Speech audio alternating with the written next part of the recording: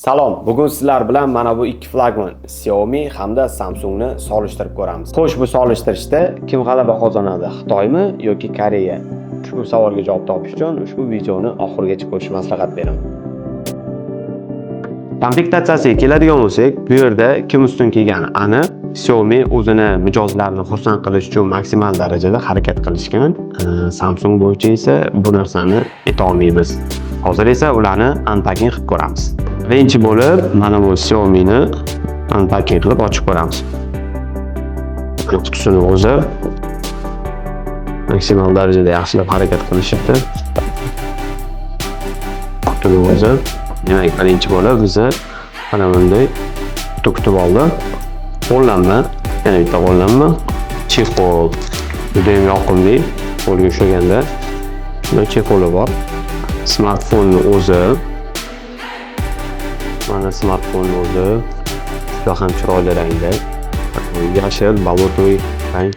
Ichida kabel USB A va USB Type-C ga va 90 vatli adapter.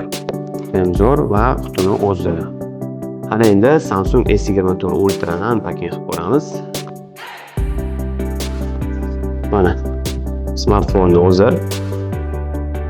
Mana orqalari chiqarmali bitta quti. Buni ichida mana qo'llanmasi bor. Shnur, Type-C, ikkala taraf ham va SIM karta slotlarini ochish uchun va shu bilan bo'ldi. Smartfonlarni komplektatsiyasi bo'yicha ko'rib oldik. Ana endi ularni dizayn qismi bo'yicha solishtirib ko'ramiz. Xiaomi 14 smartfonimizda. Demak, bizga qolpini yechamiz. Mana bunday yashil rangda juda ham chiroyli. Yon qismlari qo'lga bos, ushlashga ham zo'r. Samsung S24 Ultra. Demak, ekranning g'ilofini olamiz. Mana o'sha smartfon. Ko'rganinglardek ham juda ham chiroyli.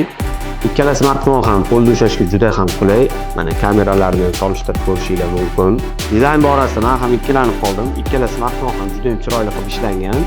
Siz esa kommentariyada qaysi smartfon dizayni yoqdi, o'shani yozib ketishni unutmang. Dizayn borasida ikkalasi ham bir-biridan chiroyli qilib ishlangan. Ana endi ekran borasida bilan solishtirib ko'ramiz. Birinchi bo'lib turib Samsung S24 Ultra smartfonimizni ekrani bo'yicha sizga ma'lumot beraman. Demak, 6.8 dyumli AMOLED ekrani o'rnatilgan. Yangilanish chastotasi 120 Hz. Maksimal yorug'ligimiz 2600 nitgacha yetadi. Bundan tashqari Gorilla Glass Armor himoya qatlamiga ega. Xiaomi smartfonimizda esa 636 dyumli AMOLED ekrani o'rnatilgan. Buni ham yangilanish chastotasi 120 Hz. Maksimal yorug'likda 3000 nitgacha yetadi. Ekran himoyasi uchun esa Gorilla Glass Victus bilan jihozlangan. Xo'sh, ana endi smartfonlarimizning ichki qismi, ya'ni protsessori bo'yicha solishtirib ko'ramiz. Demak, ikkala smartfonimizga ham 4 nanometrli 8 yadrli Snapdragon 8 Gen 3 protsessori o'rnatilgan. Hozir esa benchmark testlarini o'tkazib ko'ramiz. Mana o'zingizlar ko'rishingiz mumkin.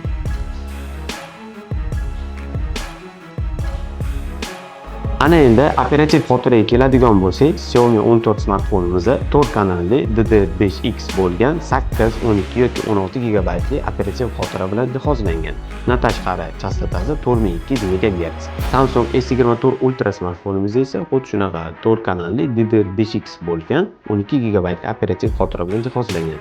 Lekin buni chastotasi 4266 MHz ga teng. Doimiy xotiraga keladigan bo'lsak, bu smartfon uchun bizga 3 xil variant berilgan. 256, 512 yoki 1 terabaytli smartfonni tanlashimiz mumkin. Operatsion tizimga keladigan bo'lsak, Samsung S24 Ultra smartfonimizda Android 14, оболочкasi esa One UI 6.1. Xiaomi 14 smartfonimizda ham Android 14, оболочкasi esa HyperOS 1.0. Ana endi bu ikkala flagmanni akkumulyator bo'yicha solishtirib ko'ramiz. Demak, Samsung S24 Ultra smartfonimizda 5000 mAh ga teng bo'lgan akkumulyator bilan jihozlangan. Bundan tashqari 45 vatli adapter bilan quvvatlashingiz mumkin. Bu smartfonda to'liq zaryad bilan 13 soat to'xtovsiz internetda o'tirishingiz, 19 soat video ko'rishingiz, bundan tashqari to'xtovsiz 6 soat 39 daqiqa o'yin o'ynashingiz mumkin. Ana endi Xiaomi 14 smartfonining akkumulyatori. Bu smartfonimiz 4610 mAh ga teng bo'lgan akkumulyator bilan jihozlangan. Undan tashqari o'zini komplektida 90 vatli adapter chiqadi. Bu 90 vatli adapter bilan bu smartfonni 35 daqiqada quvvatlab olishingiz mumkin. Bundan tashqari bu smartfonni to'liq zaryad bilan 13 soat internetda o'tirishingiz, 18 soat 34 daqiqa video ko'rishingiz, o'yinlarni esa to'xtovsiz 6 soat 24 daqiqa o'ynashingiz mumkin. Ana endi eng asosiy qismi bu ikkala flagmanimizni hozir kamerasini solishtirib ko'ramiz. Bu kameralarni solishtirishdan oldin men sizlarga qisqacha kameralar haqida ma'lumot berib ketaman. Samsung S24 Ultra smartfonimiz 200 megapikselli 5 optik zoomli kamera bilan jihozlangan. Ko'rib turibsizlar, o'zi 4 ta kamerasi bor. Asosiysi 200 megapiksel, keyingisi 50 megapiksel va ikkita 12 megapikselli kamera bilan jihozlangan.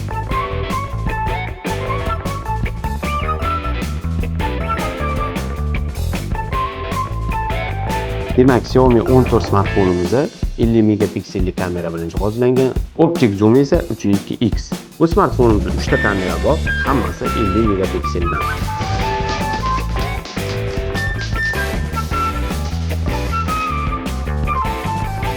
Video olish borasiga keladigan bo'lsak, ikkala smartfonimiz ham 8K video ola oladi, lekin Samsung S24 Ultra'miz 8K 30 fps video oladi. Xiaomi 14 smartfonimiz esa 8K 24 fps video ola oladi. Ikkalasi ham 60 fps da 4K da video olish imkoniyatiga ega. Hozir ko'chaga chiqib turib, rasm videolarga olish bo'yicha sifatini birgalikda tekshirib ko'ramiz.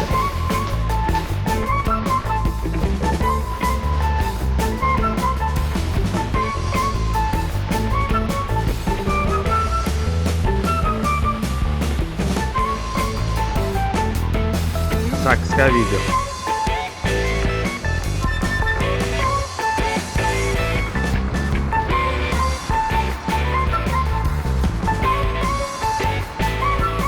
Saksga video ketdi.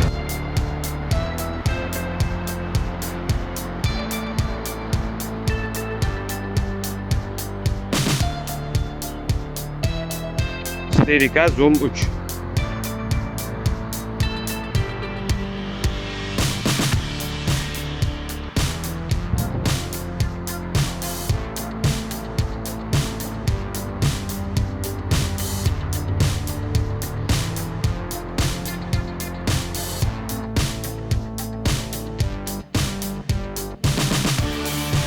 PUBG o'yinimizga ham kirib oldik. Hozircha bizga 48 FPS beryapti. Buni grafikasini to'g'rilab ko'ramiz. Настройки, grafika, xo'sh. Grafika plavnida turibdi. Hozircha energiya sberежающийda. Buni ekstremga o'tkazamiz.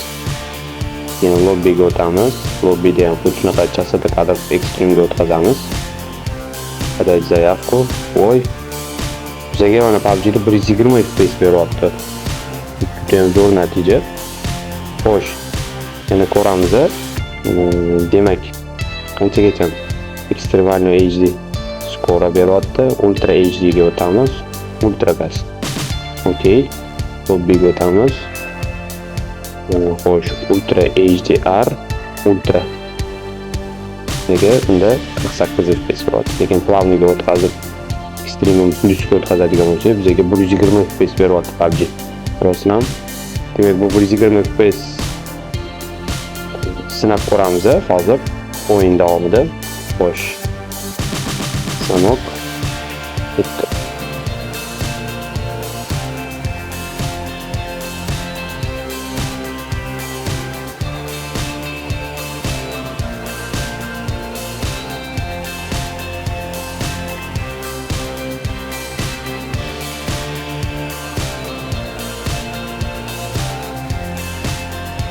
Xo'sh, mana Xiaomi smartfonimizda ham PUBG ga kirib oldik. Hozircha bizga 60 FPS beryapti. Buni ham grafika настройкаларni ko'rib chiqamiz. Demak, настройки, grafika. Xo'sh, bizda qarang. Grafika plavnada turibdi. Chastota smena kadrov ekstremum plusda turibdi. Ekstremum plus. Tashqari lobbiga o'tamiz. Lobbida ham grafika plavnada ekstremum plusda turibdi. Bizga 60 FPS beryapti shunda. Высокийga o'tkazadigan bo'lsak, высокийda ham ekstremalniy chastota kadrda o'ynasak bo'ladi. Demak, men высокий ekstremalniy. Tak, maksimumga qo'yadigan bo'lsak, bunda ham ekstremalniyda o'ynasak bo'lar ekan. Bu yo'q. Buni esa HDR-gacha qilishimiz kerak. Xo'p, Xiaomi 14 smartfonimizda bizga 60 FPS berar ekan. Xo'sh, buni hozir o'yinda o'ynab qanaqa ощущениyalar beryapti ko'rib chiqamiz.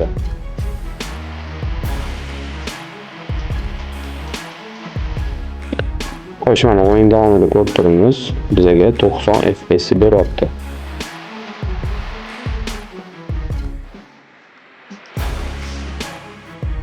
O'yin borasida ustunlik meni fikrimcha Samsung S24 Ultra'da deb o'ylayman. Buni ikkita sababi bor. Birinchisi bu FPS.